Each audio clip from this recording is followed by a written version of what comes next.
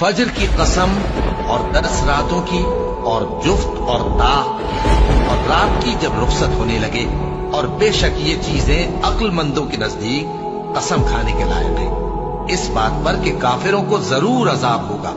क्या तुमने नहीं देखा कि तुम्हारे परवरदिगार ने कौम आद के साथ क्या किया, जो इरम कहलाते थे, दराज कद मानंद सुतूनों की, कि तमाम मुल्क में ऐसे पैदा नहीं हुए थे।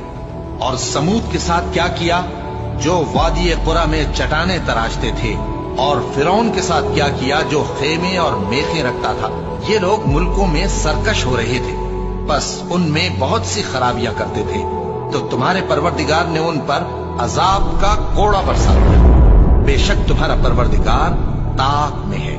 मगर इंसान अजीब मखलूक है कि जब उसका परवरदिगार उसको आजमाता है, कि उसे इज्जत देता और नेमत बख्शता है, तो कहता है कि मेरे परवरदिगार ने मुझे इज्जत बख्शी।